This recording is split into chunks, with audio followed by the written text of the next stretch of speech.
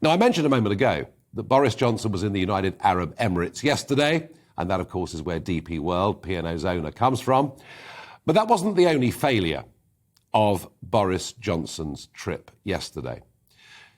You know, he went to Saudi Arabia on the same day that we agreed to pay effectively a £400 million ransom. Well, you could say we'd owed the money for many, many years.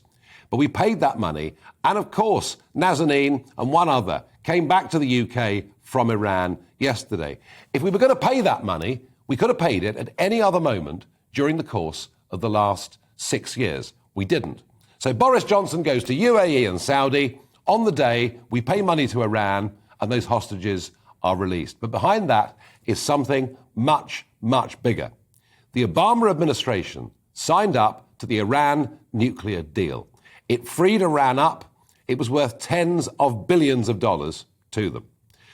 They used that money not just to enrich themselves, but also to fund terrorist organizations right across the Middle East and to break the rules and to continue to develop nuclear warheads. We're told they're close now to having 4 nuclear warheads completed. And yet, almost unbelievably, Joe Biden is pushing hard to renew the Iran nuclear agreement.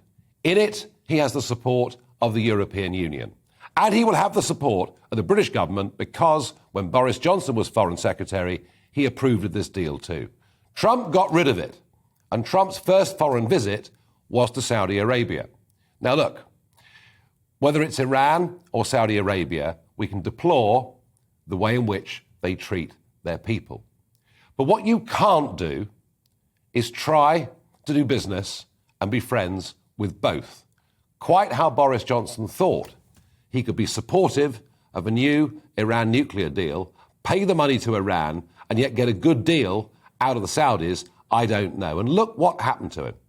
Not only did he come back completely empty-handed, with no guarantees from the Saudis that they would increase oil production, let alone sell any of it directly to us, but on the same day that Johnson was in Saudi Arabia, the Saudi government announced they're thinking of getting their oil recalibrated from US dollars into, wait for it, into the Chinese yuan currency.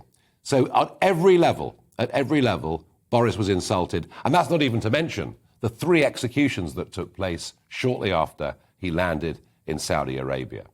Johnson says we need energy independence, by which he means not buying gas and oil from Russia. He thinks we're energy independent if we choose to buy it somewhere else rather than producing it ourselves. It is completely and utterly ludicrous. And just think about this. Diesel cars. There are 18 million diesel cars on the road.